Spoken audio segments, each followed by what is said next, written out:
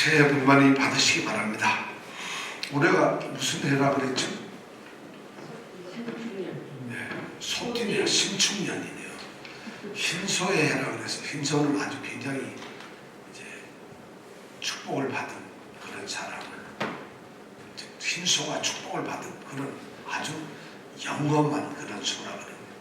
올해가 바로 그런 소띠가 아주 영험한 사람들. 그래서 이명택 집사님은 올해 환갑이 되셨어요. 이제 드디어 60세가 된 소띠입니다. 자, 73년생이 소띠입니다. 85년생이 소띠고 97년생이 소띠입니다.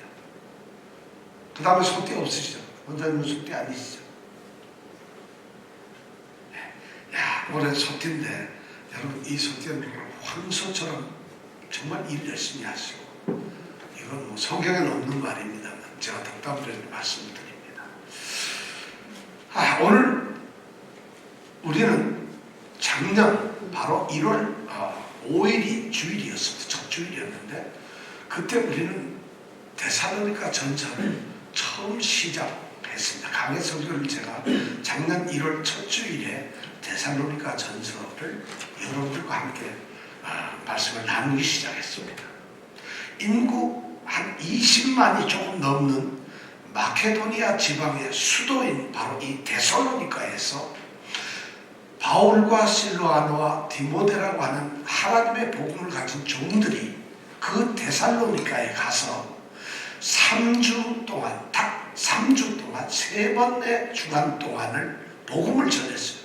그래서 세워진 교회가 바로 데살로니가 교회였습니다. 우리가 이것을 배웠어요. 그래서 그 데살로니가 교회에 지금 복음을 3주 전하고 나서는 데살로니가에 있는 핍박자들에 의해서 바울은 도피를 하게 됩니다. 그래서 고린도에 가서 약 6개월 뒤에 그 데살로니가 교회를 향해서 편지를 쓰는 것이 바로 이 데살로니가 전서입니다. 그러니까 데살로니가 전서는 바울이 이 세상에서 하나님의 부르심을 받고 제일 처음으로 교회를 향해서 쓴 편지가 바로 뭐라고요? 데살로니가 전서라는 거죠. 그래서 우리는 데살로니가 전서를 작년 이때 바로 우리가 강의를 시작하면서 4가지를 살펴본다고 이야기를 했습니다. 첫 번째가 뭐냐면 교회는 어떻게 무엇으로 세워졌는가를 우리가 데살로니가 전서를 통해서 알게 되었고, 또 교회 안에서 그들의 신학적인 또는 도덕적인 문제가 무엇인가를 이 편지 안에서 우리가 발견할 수가 있었습니다. 그리고 세 번째, 바울은 바로 그러한 데살로니가에 있는 그 성도들을 향해서 무엇을 말하고 무엇을 가르쳤는가를 우리는 데살로니가 전서를 통해서 1년 동안 생각했습니다. 그리고 마지막으로 데살로니가 전서에는 무슨 얘기가 나오냐면 하나님의 부르심을 받은 성도들이 어떻게 행해야 하는가, 즉 성도로서 어떠한 삶을 살아야 하는가 하는 것이 바로 마지막 4번째의 데살로니가 전서를 통해서 우리가 알 수 있는 말씀입니다. 그것을 우리가 알 수가 있다고 말씀을 드렸습니다. 이제 1년이 지나서 2021년 첫 주일에 우리는 그 데살로니가 전서의 마지막 부분 5장 23절에서 28절까지 나오는 마지막 그 구절을 가지고 우리는 새해의 말씀을 여러분들과 나누어 보려고 합니다. 이 편지의 마지막 부분이 오늘 제가 드릴 성경의 말씀입니다. 이 5장 23절에서 28절까지 이 마지막 말씀을 통해서 바울 사도는, 아니 성경은, 하나님께서는 온전한 성도로 살아간다는 것이 어떤 것인가, 성도들이 완전하게 성도로 세워지는 그 모습이 바로 어떤 것인가, 어떻게 살아야 하는가를 이 마지막 편지 부분에서 우리에게 말해주고 있습니다. 오늘 말씀 우리가 생각할 때는 바로 이 편지의 끝부분입니다. 마지막입니다. 근데 이 마지막에 일반적으로 바울 성도의 편지를 보면은 기도하고 그냥 편지를 끝내기 위한 권면을 합니다. 그러니까 단순한 기도이고 단순한 권면을 하는 것이 보통 편지의 마지막입니다. 근데 보통 편지를 쓰면 그렇잖아요. 할 말을 다 하고 마지막에 인사로 끝내는 것이 일반적인 편지의 형식인데, 우리는 오늘 이 말씀을 통해서, 마지막 이 부분 말씀을 통해서 과연 바울 사도는 데살로니가 전서를 통해서 데살로니가 성도들에게 쓰는 이 편지에서 마지막 부분이 그렇게 단순한 인사치레의 말을 썼을까 하는 것을 생각하면서, 오늘 이 말씀이 어쩌면 바울 사도는 1장, 2장, 3장, 4장, 5장, 22장까지 데살로니가 성도들을 향해서 썼지만은 그래도 마지막으로 가장 가슴 속에 남는 귀한 말씀을 써야 되겠다고 하며 아마 생각하고 썼던 말씀이 오늘 말씀이 아닐까 하는 생각도 듭니다. 실제 오늘 말씀을 읽어보면 다른 곳의 편지의 마지막 부분하고 조금 다른 것이 있습니다. 그래서 저는 오늘 새해 시작하는 첫 주일에 정말 바울 사도가 온전한 성도를 위해서 무엇을 지금 말하고 있는가, 어떤 것을 이야기하고 있는가를 함께 생각해 보려고 합니다. 오늘 이 말씀은 예수를 믿지 않는 세상 사람을 향해서 하는 말씀이 아닙니다. 예수를 믿지 않고 교회만 왔다 갔다 하는 그런 사람들을 상대로 해서 쓰는 말이 아니라 데살로니가에서 유대인들과 예수를 믿는 자들을 핍박하는 그 압박과 핍박 가운데서 그들이 순수하게 과거의 삶을 버리고 오직 하나님을 섬기기 위해서 예수를 믿기로, 예수님을 주로 받아들인 진정한 성도들에게, 그들에게 말하는 편지라는 것입니다. 바로 그런 진정한 성도들은 어떻게 살아야 하는가를 오늘 말씀을 통해서 우리에게 들려주고 있다는 것입니다. 자, 오늘 말씀이 그러니까 너무 중요한 말씀. 그러면 오늘 말씀을 우리가 하나하나 생각하면서 적어도 바울은 여기에서 4가지 정도를 우리에게 말하고 있습니다. 첫 번째 말씀을 우리가 생각해 보겠습니다. 오늘 말씀 5장 23절에서 24절 말씀까지를 한번 읽어보겠습니다. 다 같이 한번 읽겠습니다. 평강의 하나님이 친히 너희로 온전히 거룩하게 하시고 또 너희 온 영과 혼과 몸이 우리 주 예수 그리스도 강림하실 때에 흠없게 보존되기를 원하노라. 너희를 부르시는 이는 미쁘시니 그가 또한 이루시리라. 자, 이 말씀이 바울 사도가 들려주는 마지막 처음으로 들려주는 성도를 향한 말이에요. 이 말씀의 핵심이 뭐냐면 바울은 기도하고 있는데 그 기도하면서 성도들을 향해서 들리는 첫 번째 말이 뭐냐면 너희는 성도이니까 온전한 거룩한 삶을 살라는 것이, 성도에게 가장 중요한 것은 바로 온전한 거룩한 삶을 살라는 것이. 성도의 삶은 어떻게 시작되는지 아세요? 우리가 성도잖아요. 성도의 삶은 하나님의 부르심으로부터 시작이 됩니다. 그리고 부르심으로부터 시작돼가지고 최종적으로 하나님이 그 부르신 사람을 영화롭게 만들어주는 것으로 성도의 삶이 완성이 됩니다. 부르심에서 영화롭게 함이, 이것이 바로 성도의 삶의 완성입니다. 자, 그러면 그 부르심부터 완성까지 가는 단계가, 과정이 어떻게 되느냐 하면 하나님이 우리를 부르십니다. 어떤 사람을 부르면 그 사람이 하나님이 부르시는 것에 대해서 반응을 하게 되는데, 해야만 하는데 그 반응이 뭐냐면 부르심에 대한 순종입니다. 그래서 하나님께로 나오게 되는 것이죠. 나오게 되는 순간 그 사람은 새로운 삶, 새로운 생명을 가져가는 거듭난 사람이 됩니다. 바로 성도는 거듭난 사람들이에요. 성도는 그냥 성경이나 읽고 교회나 다니는 이런 사람이 아니라 하나님의 부르심에 반응을 해서 이제 그 반응하면서 새롭게 태어난 사람들이에요. 그럼 새로운 생명을 가진 사람들은 무엇을 하게 되느냐? 바로 자신을 돌아보게 되면서 과거의 그들의 삶, 죄 가운데 살았던 삶, 죄 속에서 죄와 함께 세속적으로 살았던 그 삶을 회개하게 되고 완전히 돌아서서 하나님께로 오게 된다는 것이죠. 그것이 성도들의 삶의 모습이에요. 바로 지금 바울 사도가 편지를 하고 있는 사람들, 편지를 보고 있는 사람들은 데살로니가의 그런 사람들이, 그렇게 회개하고 돌아온 사람들을 그런 사람들은 드디어 하나님께로 돌아와서는 예수 그리스도를 믿습니다. 그리고 예수 그리스도를 주님으로 자기 삶에 영접하게 됩니다. 그래서 평생 예수를 믿으면서 예수님을 주님으로 모시고 주 예수 그리스도를 섬기며 살아가고 믿고 살아가며 순종하게 됩니다. 이것이 바로 이 믿는 사람들의 모습이에요. 그렇게 되었을 때, 예수를 믿게 되었을 때 하나님은 비로소 우리를 죄를 용서하여 주시고 우리의 모든 죄를 다 깨끗게 하시고, 그리고 우리를, 예수를 믿는 우리를 너는 의로운 사람이라고 선언을 합니다. 이것이 바로 이제 구원이 시작이 되는 거죠. 의로운 사람이 되는 거죠. 의로운 사람이 되면은 하나님, 너는 이제 의롭게 되었으니까 이제부터 너희들은 나의 자녀들이다, 아들이고 딸이라고 선언을 합니다. 그래서 예수를 믿는 사람들은 하나님의 아들이 되는 그 순간까지 우리가 믿음의 삶을 하는 것이에요. 지금 여기는 우리는 바로 하나님께서 한 사람 한 사람을 딸로서, 아들로서 삼아 주신 것이에요. 그럼 여기서 끝나는 것이냐? 그게 아닙니다. 거기서부터 우리는 하나님의 아들, 딸로서 이제 비로소 믿음의 삶을 살아가게 됩니다.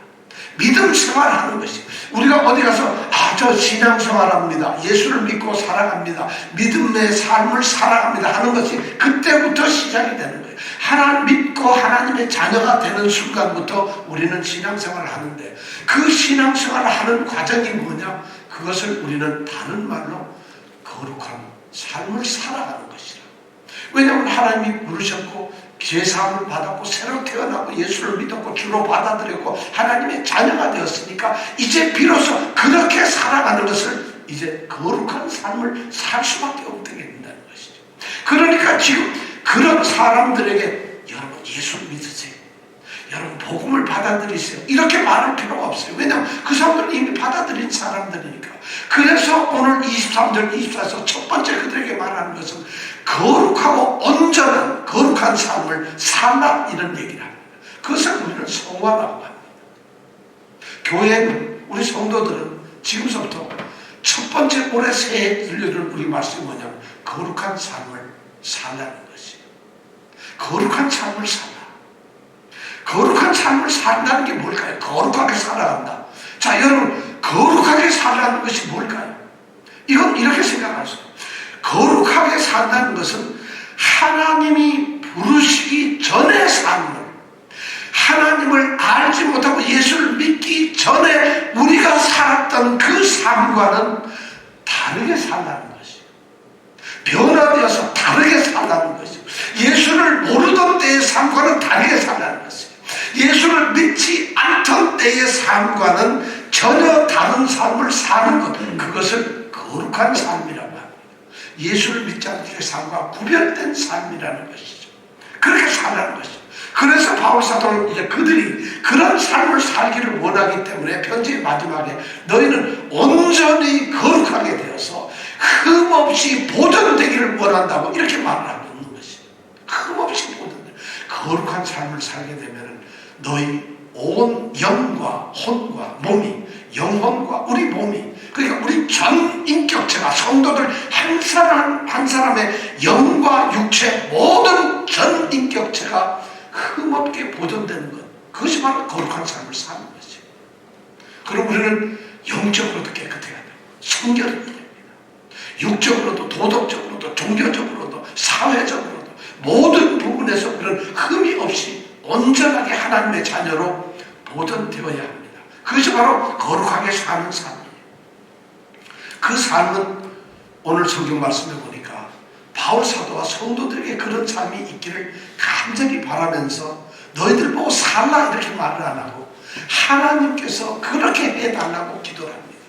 그 하나님이 바로 우리를 부르신 분이기 때문에.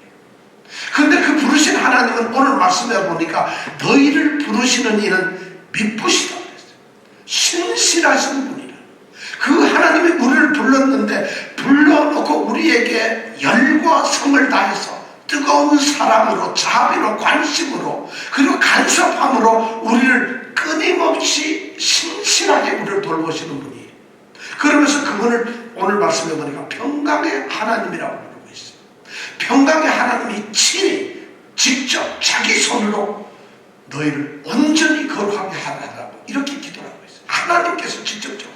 근데 그 하나님이 평강의 하나님. 바울이 그 기도를 하고 있어요. 평강의 하나님이란 뭘까요? 이제 하나님과 우리의 관계가 완전하게 회복된 그 상태에서 우리는 하나님을 평강의 하나님이라고 부를 수 있어요. 관계가 회복된 상태를 평강이라는 말로 표현을 합니다. 이 평강이라는 말의 본래 의미가 뭐냐면 에이레네라고 하는 이 헬라어인데 어떤 것들이 서로 막 묶여 있어요. 꽁꽁 묶여가지고 서로 연결이 되어가지고 그래서 끊을래야 끊을 수 없도록 얽혀있는 이런 상태를 평강이라는 말, 평화라는 말로 표현합니다. 다시 말해서 평강의 하나님이란 뭔가 하면은 하나님께서는 우리와 묶이고 주님께서는 우리와 묶이고 연결되고 얽혀서 우리는 뗄래야 뗄 수 없는 하나님과의 긴밀한 관계를 갖고 있다는 그분이 바로 평강의 하나님이라. 그 하나님께서 너희를 친히 직접 거룩하게 온전히 거룩하게 만들어 달라고 기도를 하고 있다는 것이죠. 그런데 그 만들어주신 하나님께서 24절에 보니까 너희를 부르시는 이는 미쁘시니 그 다음에 뭐죠? 그가 또한 이루시니라. 우리를 온전하게 완성을 시킨다는 것이죠. 우리를 온전하게 만들어간다. 너희가 거룩하게 살아야 하는데 그것을 이루시는 분이 바로 하나님이시다. 왜냐하면 하나님은 우리와 얽혀있고 묶여있고 꼼짝없이 연결된 분이기 때문에 하나님은 쉽게 해서 우리가 동행을 하고 함께 있기 때문에 우리는 거룩해질 수밖에 없다는 거죠. 왜냐하면 하나님은 거룩하니까 우리도 거룩해진다는 거죠. 그 하나님이 만든다는 거죠. 그렇다면 우리가 거룩하지 않게 되면 어떻게 되느냐? 하나님의 동행이 끊어졌다는 거죠. 하나님이 능력이 없어서 이루신다고 했는데 만약 우리가 거룩하면 삶을 살지 않는다, 살 수가 없다고 한다면 하나님이 이루시지 못한다 이런 말이 되니까 그건 있을 수가 없는 거예요. 그 얘기는 뭐냐? 하나님을 우리는 믿지 않는다는 거죠. 연결이 안 되어 있다는 거죠. 평강의 하나님이라고 말할 수 없다. 바로 이 바울 사도가 첫 번째로 성도들에게 말하는 것이 바로 거룩한 삶을 살라는 것이. 성도들에게 가장 소중한 것이 뭐냐? 거룩한 삶을 살라는 것이. 여러분, 성도로 사는 것이 뭐냐? 거룩한 삶을 사는 것이.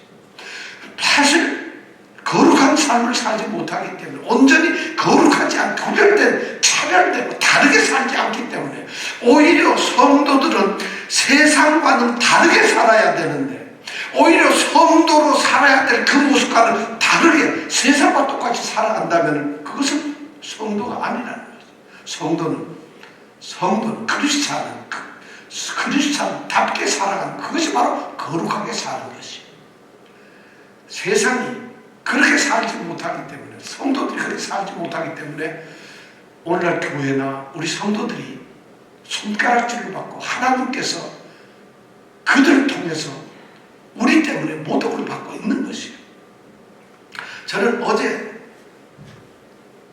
저녁서부터 오늘 아침 예배 오기 전 한 10시까지 어떤 한국에 있는 어떤 신문 기사를 보면서 정말 마음 아팠습니다. 그 내용은 뭐냐면 여러분 다 아시지만 어제하고 오늘 사이에 한국의 사회면에서 가장 뜨거운 기사가 하나 나왔어요. 가장 뜨거운 기사가 뭐냐면 16개월 된 한 어린아이가 죽었습니다. 그 아이가 이름이 정인이라는 아기인데 정인이라는 아기 여자애가 16개월 만에 죽었어요. 그래서 그 정인이라는 애를 들어서 정인아 미안해 하는 그 해시태그를 걸어놓고 수천 명 수만 명이 지금 거기에 인터넷에 보면 지금 여러분 신문을 보면 댓글이 막 수천 개 수만 개가 달리고 있어요. 청와대 청원까지 나가 엄청난 일이 벌어졌어요. 이 아이가 죽은 것은 작년 10월 13일 날 죽었어요. 그런데 왜 지금 와서 그것이 문제가 됐느냐 하면 그 아이가 입양을 간 아이인데 입양을 간 곳에서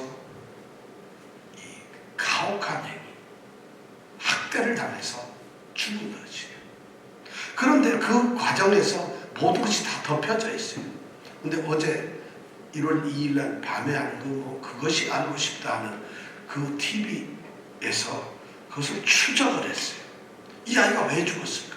도저히 그날 죽을 것 같지 않네. 겨우 16개월 된 어린아이가 어떻게 죽을 수 있는가 하고 추적을 해봤더니 갈비뼈가 부러진 것이 한두 군데 아니에요. 그래서 걔가 죽었을 때 마지막 모습은 이 배 안에가 피가 흥건히 고여서 그런 상태에서 병원에 실려와 죽었다는 것이에요. 그런데 왜 그렇게 되었을까요?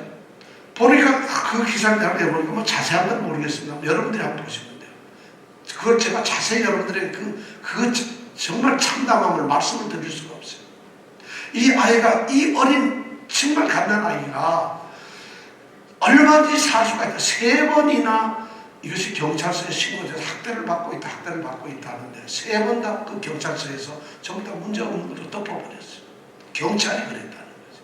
그리고 그것을 신고한 어떤 의사는 가짜 진단서를 떼주기도 했고, 정부에서 운영하고 있는 이 아동 어린이 보호기관에서는 그것을 일부러 묵살했어요. 그리고 이 아이를 입양시켜줬던 그 입양기관에서도 어떻게 대학에 넘기고 있어요. 저는 그런 걸 보면서 마음이 아팠는데, 진짜 제가 마음이 아팠던 것은 그것이 알고 싶다 하는 그 1시간 프로그램에서 딱 한마디예요. 그 아이의 양부모가 독실한 기독교인이란 말이에요. 저는 그 말에 충격을 받아요. 그 1시간 동안에 유일하게 그 양부모에 대해서 그들이 누군가 독실한 그리스도인이에요. 독실한 기독교인. 그 얼굴 다 가렸으니까 누군지를 몰라요. 그들의 이름도 나오진 않고 그들이 누군지 모르는데 독실한 기독교인이라는 그 한마디가 나와요.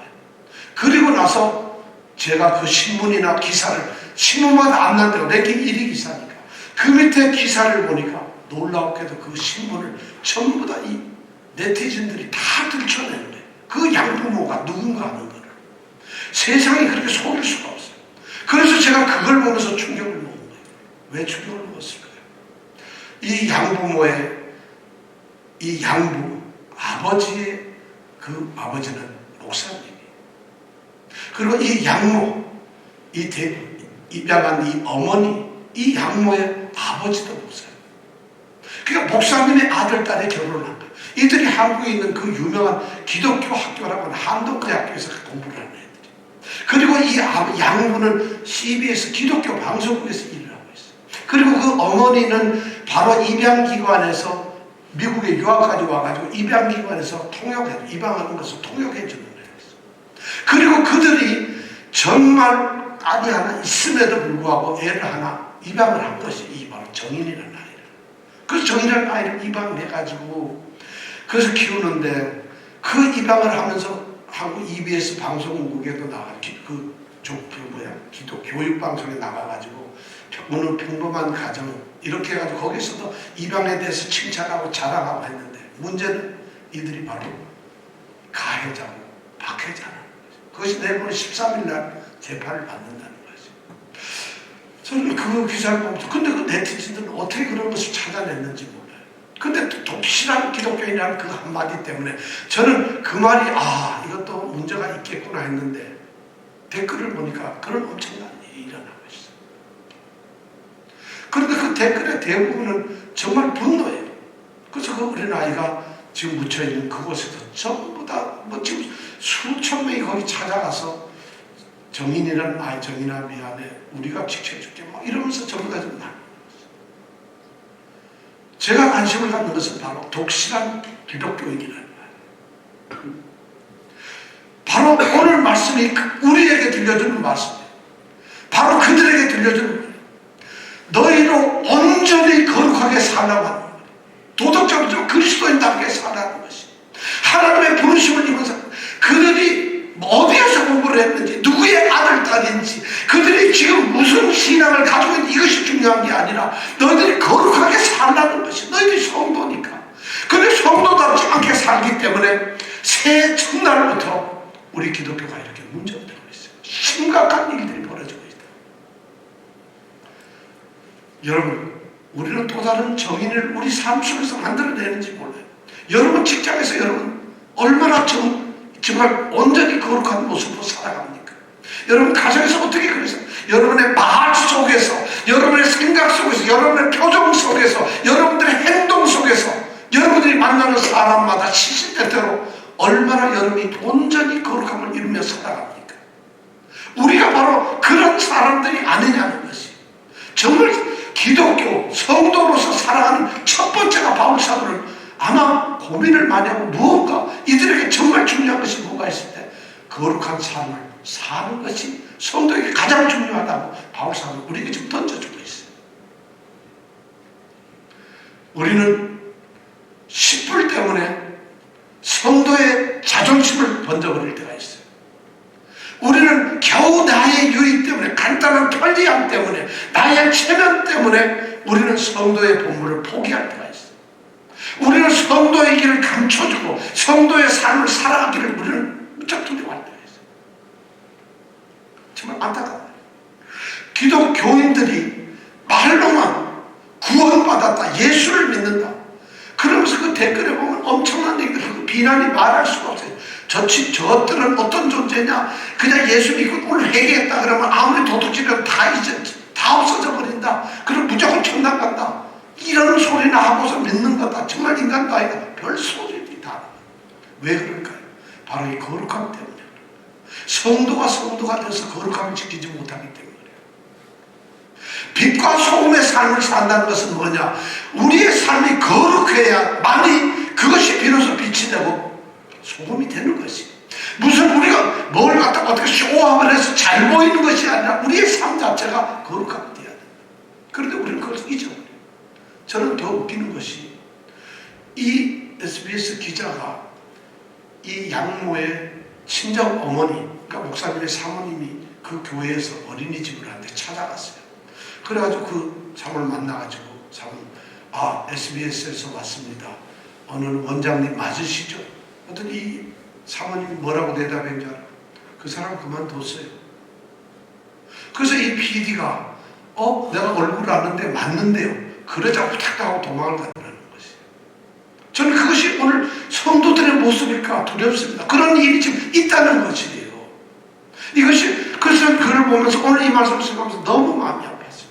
여러분 거룩하게 사십시오. 바울은 지금 핍박받고 있는 데살로니가 교회의 성도들이 비록 핍박 중에 있다 할지라도 그들이 거룩한 모습을 드러내길 원해요. 우상을 버리고 살아계신 하나님을 섬기며 사는 자들이니까 이제 그들이 다시 우상의 길에 빠지지 않기를 원해요. 세상 사람들이, 데살로니가의 수많은 사람들이 살아가는 그 길이 아니라 바로 예수 그리스도의 길, 복음의 길로 걸어가는 그런 거룩한 삶을 살기를 지금 원해서 이것을 쓰고 있어요. 하나님이 우리를 도우신다는 것이죠. 올해 한 해 바로 우리가 이렇게 살아야 돼요. 이것이 바로 하나님을 영화롭게 하는 거죠. 여러분, 하나님을 영광스럽게 하는 것은 그렇게 안 사니까 하나님의 이름이 모독을 받고 하나님의 영광이 땅에 떨어져 버리는 것이요. 교회가 욕을 먹게 되고 하나님의 이름이 모독을 받게 되는 것이요. 거룩한 삶을 살 때, 아무것도 아니게 성도가 성도답게 살아가게 거룩함을 살 때 하나님이 영광을 받으시는 것이요. 우리는 착각을 하고 있어요. 이런 일을 바울 사도는 이것을 얘기하고 있어요. 여러분, 올 한 해는 온전하게 거룩한 삶을 살기를 원합니다. 이것이 오늘 우리는 성도는 신앙생활을 이렇게 하는 것이에요. 이것이 힘들어요. 힘들지 않습니다. 하나님이 같이 하시고 이루어 주신다잖아요.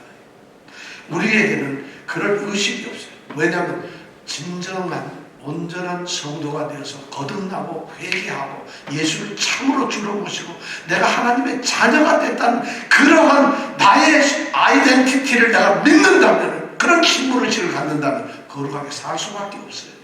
그렇게 아니기 때문에 우리는 적당하게 사는 거예요. 핑계대면 말이나 번드름하게 하고, 그러니까 아무 말도 하게 되고 아무 표정도 어떤 행동도 막하게 되는, 그리고 뻔뻔스러워진다는 것이에요. 오늘 기독교가 그런 모습으로 가 있기 때문에 오늘 이 말씀은 바로 데살로니가 성도를 향해서 하는 말씀이라, 너희를 부르시는 이는, 부르시는, 이 부르시는 현재 오늘도 부르시는 우리를 향해서 하나님이 들려주시는 말씀이라는 거예요. 성도들 거룩한 삶을 사세요. 그리고 두 번째가 뭐냐면은 오늘 말씀이 바로 27절에 있는 말씀이에요. 24절 25절에 있는 말씀입니다. 25절에 있는 말. 25절, 26절 말씀 우리가 함께 읽어볼까요? 25절, 6절 시작. 형제들아 우리를 위하여 기도하라. 거룩하게 입맞춤으로 모든 형제에게 문안하라. 이것은 바로 그리스도 안에서 교회 공동체의 모든 분들이 서로 사랑하라는 말씀. 성도라면 교회가 서로 사랑해야만 그것이 온전한 성도의 모습이라는 거예요. 세상에 비춰지는 모습이고 주님께서 원하셨던 모습이 바로 내가 너희를 사랑하지 너희 서로 사랑하라는 거죠. 바울 사도는 지금 이렇게 형제들하고 부르고 있어요. 그러면서 우리를 위해 기도하라고 하고 있습니다. 바로 형제들이 누구냐? 복음을 전하는 이 지도자들이고 사도인 바울이나 실로아나 디모데는 데살로니가에 있는 이름 없는 성도들과 뭐냐? 형제 자매라는 거죠. 우리가 성도라고 하는 것은 하나님께서 부르셔가지고 하나님의 가족이 된 사람들이 하나님께서 하나님의 자녀로 아들로서 딸로서 삼은 그렇게 만든 사람들이 바로 성도들이라는 거죠.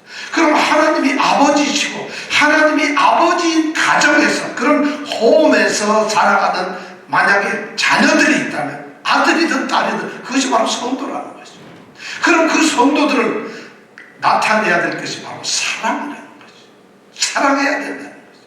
이거 성경에 보면 사랑이라는 말이 무지무지하게 나옵니다. 그 사랑에 보면 딱 두 가지밖에 성경에서 얘기하는 게 없어요. 하나님이 우리를 사랑하고 우리가 하나님을 사랑하는 거죠. 또 하나는 우리가 형제를 사랑하는 거죠. 형제를 사랑하는 거예요. 우리를 보고 세상 사람을 사랑하라. 성경은 그렇게 쓰질 않았어요. 세상에 나가서 세상 사람들을 사랑하십시오. 돈을 사랑하십시오. 뭐를 명예를 사랑하십시오. 이렇게 말을 하지 않고 내가 너희를 사랑한 같이 너희끼리 사랑하는 제자들끼리 공동체 안에서 성도들끼리 사랑하라는 것이 그것이 바로 사랑의 본질이라는 것이. 그럼 사랑을 어떻게 해야 되냐? 오늘 말씀은 우리를 위해 기도해야 되게. 그 다음에 거룩한 입맞춤 정말 뜨겁고 구별된 사랑을 해야 되는 것이. 그리고 문안을 서로 하라는 것이. 서로가 염려하고 서로가 위해서 기도하고 서로가 뜨거운 사랑으로 관심을 갖고 서로가 서로를 위해서 희생하고 봉사하고 섬기고 서로가 마음에 담고 있고 이것이 멋있는 말이나 아름다운 말로 하는 것이 아니에요. 그냥 표현만 멋있게 하고 카드 멋있는 거 찾아가지고 새해 복 많이 받으세요 그러는 것이 아니라는 것이에요. 그것이 나쁘다는 게 아니라 그런 것에서 넘어선다는 것이에요. 진정한 성도의 사랑은 기도하고 거룩한 입맞춤, 거룩한 입맞춤이라는 거예요. 섬기는 자세예요. 그 다음에 문안이라는 거예요. 끊임없이 그 사람에게 관심을 갖는 거죠. 그런 애정을 갖는 거예요. 이러한 거룩한 사랑을 가지라는 거예요. 서로 사랑하라. 이것이 바로 두 번째 주는 계명이에요. 세 번째는 뭘 줄까요? 자, 27절의 말씀입니다. 27절 말씀 한번 읽어볼까요? 시작. 내가 주를 힘입어 너희를 명하노니 모든 형제에게 이 편지를 읽어드리라. 바울 사도는 지금 데살로니가 전서 이 편지를 데살로니가 편지를 쓰면서 이 편지를 모든 형제들이 다 읽어서 듣도록 하라는 것입니다.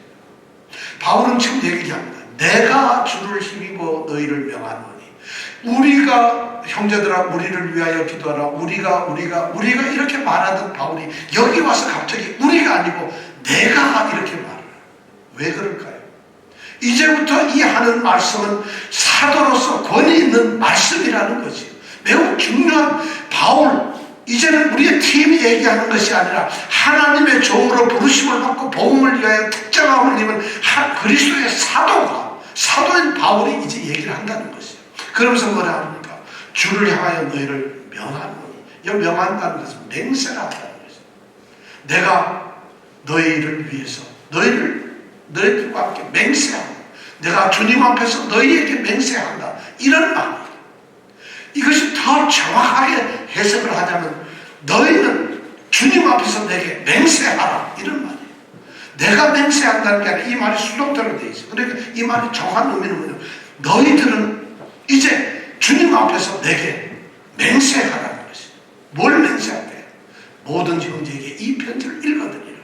모든 성도들에게 내가 쓰는 이 편지를 읽어서 큰 소리로 낭독해서 모일 때마다 모든 집회마다 이 편지를 크게 읽어가지고 모든 사람들이 들었고 알 수 있도록 하라는 것이. 왜 그럴까요? 성경학자들은 별 희한한 말을 합니다. 글씨를 모르는 사람들이 있어서 그래서 읽으라 그랬다. 편지가 한 장 하나밖에 없기 때문에 다 돌려볼 수 없고 복사기가 없기 때문에 읽어보라 그랬다. 뭐 어떤 사람은 일부러 그걸 안 읽어주고 안 알려주고 그 교회 지도자들이 자기만 가지고 있어서 그래서 읽어줬다. 뭐 이렇게 막 해석을 별별합니다. 그 말이 다 틀린 말인지 모르겠어요. 저는 이렇게 생각합니다. 유대인들은 말이죠. 회당에 모여서 그들이 시나고그를 하는 회당에 모여서 예배를 드릴 때는 반드시 구약 성경을 읽습니다. 큰 소리를 나서 사회자가 반드시 이사야서든 또는 신명기든 큰 소리로 성경 말씀을 읽습니다. 바울은 지금 그걸 생각하고 있어요. 이 편지를 마치 유대인들이 회당에서 하나님의 말씀을 읽듯이 새롭게 세워진 데살로니가 교회는, 아니 모든 교회는, 모든 성도들은 바로 이 편지를 읽으라는 것이죠. 이 편지가 뭘까요? 바울 사도가 말하는 이 편지는 이건 단순한 편지가 아니라는 것이죠. 마치 이스라엘 백성 유대인들이 그들의 회당에서 읽는 구약의 성경 말씀처럼 이 내가 쓰는 편지는 하나님의 복음의 진리의 말씀이라는 것이, 그리고 이것이 하나님의 말씀이라는 것, 너희들이 온전한 성도로서 거룩하게 되고 하나님의 부르심을 받은 자녀로서 어떻게 살아야 하는가를 하나님의 뜻이 기록되어 있는 너희들의 길을 열어주는 하나님의 말씀이라는 것이, 그것을 알기 때문에 그렇게 하고 있는 것이. 그 당시에 성경이 아직 정해지지 않아요. 성경이 없어요. 그러니까 데살로니가 성도들이 3주 동안 배웠던 하나님의 복음 진리를 어떻게 알 수 있겠어요? 그러니까 바울 사도가 이 편지를 쓰면서 이것이 바로 하나님의 복음의 진리다, 이것이 하나님의 뜻이라고 말하고 있는 것이에요. 그들 데살로니가 사람들에게는 바울이 쓴 편지이지만 오늘 우리에게는 이 데살로니가 전서는 바로 성경이에요. 하나님의 말씀이에요. 바울 사도는 그것을 알고 있는 것이에요. 이것이 바로 하나님의 말씀이라는 것이에요. 자, 이 말이 뭡니까? 이 편지를 읽어 들리라고 하는 이 말은 하나님의 말씀 안에서 살아가라는 말씀이에요. 말씀을 읽으라는 말이에요. 여러분, 올해 안에는 거룩한, 정말 온전히 거룩하게 살아야 되고 서로 사랑해야 되지만 세 번째가 뭐냐? 바로 말씀 안에서 살아가는 것이에요. 이제 새해가 시작됩니다. 이제 겨우 3일째입니다. 여러분, 어떤 결단을 하셨어요? 어쩌면 아무 생각 안 하고 사시는 분이 있을지 모르겠어요. 그냥 하루하루 그렇게 사는 분이 있어요. 여러분들 올해 하나의 계획을 어떻게 세우셨어요? 거룩한 삶을 살겠다고 계획을 세우십시오. 성도로 서로 사랑하면서, 여러분 일터에서 생각해보세요. 일을 하면서 계속 카톡을, 다른 분들이 뭘 해야 돼? 우리 집사님한테 지금 보내는 거야. 하루에도 몇 번씩 그래요. 그리고 뭐 전화 어쩌다 잠깐 나와서 보면 집사님 기도할게요 하고 이러면서 얘기를 해요. 그럼 그분들이 어떻게 생각해요? 이 사람들은 교회가 어딘데? 그분들도 다 교회 다니잖아요. 이거 어떤 교회인데 이렇게 성도들 사이에 하루에도 권사님, 목사님, 집사님 막 이렇게 전화하고 연결하고 서로 사랑하고 이런 모습을 보인다고 생각해요. 우리 이정근 집사님 일하다 말고 이거 최경호 집사님 어디 별일 없으시죠? 일터에서 나도 일하는데 바람이 차네요. 몸 조심하세요. 감기 걸리면 코로나 될지도 몰라요. 이러면서 전화를 끊어도 얼마나 친구하다. 우리 박 권사님 어때 건강하시죠? 식사는 잘 하시는가? 한국 음식은 좀 잡수시는가? 걱정할 수가 있잖아요. 얼마나 이런 일을 만약에 우리가 서로 사랑하면서 무난하고 만약 이렇게 해가지고 이것이 하루에 10가지가 20가지가 된다면 다른 분들이 보면 니네 도대체 어느 교회냐? 니네 교회 다 그러냐? 이것이 바로 모습을 드러내는 것이에요. 사랑의 모습을 드러내는 것이에요. 저는 우리 교회가 그렇게 되길 바랍니다. 세 번째 바로 이 말씀 안에서 올해 말씀을 우리가 결심해야 됩니다. 여러분 성경 올해 읽어보려고 합니까? 말씀을 알아야라고 합니까? 여러분 지금 말씀이 중요해요. 바로 바울 사도가 지금 얘기하잖아요. 이 편지를 모든 형제에게 읽어 들리라고 하잖아요. 그렇다면 오늘 우리가 올해 그렇게 말씀을 읽어야 돼요. 말씀 안에서 살아가야 돼요. 말씀이 너무 수죠. 바울 사도가 이 편지를 읽어 들리라고 하는 이 말을 쓴 것이 데살로니가 전서밖에 없어요. 바울에게는 이것이 너무 소중한 말이에요. 말씀을 그들이 알아야 돼요. 그들이 신앙생활하고 무상 안 삼는다고 하지만 도대체 그들이 뭘 어떻게 살아갈 수 있겠어요? 그들이 뭘 도대체 어떻게 성도로 살 수 있겠어요? 그들이 도대체 뭘 하나님의 뜻인지를 알고 살겠어요? 그들이 도대체 신앙생활의 바른 길을 어떻게 알 수 있겠어요? 도대체 젊은이들이 하나님의 뜻을 따라 하나님의 부르심을 받은 자로서 살려고 할 때에 그들이 뭘로 알 수 있겠어요? 목사님의 말씀으로? 목사님의 말씀이 하나님의 말씀을 그대로 말한다면 오케이. 안 그럴 수 있잖아요. 여러분은 하나님의 말씀을 목사님의 말씀으로 들어야 되고 그래야 합니다. 좋습니다. 그러나 여러분 하나님의 말씀을 따르십시오. 하나님의 말씀을 읽으라는 거예요. 그래서 말씀을 가르치는 자들이 중요한 것이에요. 하나님의 말씀을 가르쳐야 된다는 거예요. 그 말씀을 해야 된다는 것이에요. 다른 얘기 좋은 얘기 하지 말라는 거예요. 목사님들이 축복받아 오래 하는 복이 넘치길 바랍니다. 그 말 안 해도 복이 넘칩니다. 하나님을 잘 믿으면 그렇기 때문에 복이 오는 것이 아니라 하나님을 믿는 자들은 하나님께서 복을 내리신다는 것이에요. 그런 말을 듣기를 기뻐하지 마십시오. 하나님의 말씀을 듣기를 기뻐하라. 바로 오늘 말씀이 그거예요. 여러분 말씀이 여러분들이 읽어 들리는 삶이 있기를 원합니다. 올해 한 해 지금부터 결심하세요. 시간이 없다고요? 그럼 성도로 살기가 좀 힘들겠구만요. 말씀을 읽을 수가 없으니까 어떻게 성도로 살겠어요? 서로 사랑할 시간이 없는데 거룩하게 살 수가 없는데 어떻게 성도일 수 있겠어요? 오늘 말씀이 바로 그것이에요. 그리고 마지막으로 바울 사도는 28절에 이야기합니다. 우리 주 예수 그리스도의 은혜가 너에게 있을지어다. 가장 중요한 말씀. 하나님의 은혜 가운데 사십시오. 여러분 올 한 해 여러분들이 은혜 가운데 사시길 원합니다. 정말 은혜로 사는 것이 너무 좋습니다. 우리가 정말 날마다 우리의 삶 가운데서 우리가 견뎌내고 감당할 수 없는 생각도 하지 못하는 하나님의 은혜와 사랑과 관심과 하나님의 쏟아주시는 그런 사랑 안에서 우리가 만약 산다고 한다면 무엇이 걱정이겠습니까? 무엇이 우리를 두렵게 만들겠습니까?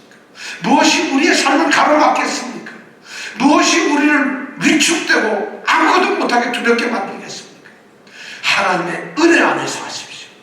하나님의 은혜를 누리고 사랑을 누리십시오. 자비를 누리십시오. 그래야 우리가 담대해집니다. 왜냐하면 하나님의 은혜는 하나님이 우리가 쏟아주시고 같이 하시는 거니까 우리는 두려움 없이 살 수가 있어요. 그래서 바울 사도는 편지의 마지막을 우리 주 예수 그리스도의 은혜가 너에게 있을지어다. 그 은혜가 너에게 있을지어다. 구원의 은혜가 너에게 있을지어다. 성도의 삶의 은혜가 너에게 있을지어다. 은혜가 너에게 있을지어다. 이렇게 말하고 있습니다. 이제 말씀을 맺습니다. 이 한 해 우리에게 들려주신 이 세 가지, 네 가지 중요한 이 말씀을 여러분 기억해 주십시오. 이건 제가 말씀드리는 것이 아니라 오늘 성경이 여러분들에게 말합니다. 거룩한 성도로서 온전히 거룩한 삶을 사십시오. 세상과 다른 구별된 삶을 살라는 것입니다. 두 번째, 서로 형제를 사랑하십시오. 자매를 사랑하십시오. 그리고 세 번째는 뭐예요? 말씀 안에서 살아가십시오. 말씀을 읽으십시오. 그리고 무엇보다도 중요한 주님의 은혜 아래 사십시오. 이 성도들이 올해 되시기를 간절히 원합니다. 기도하겠습니다.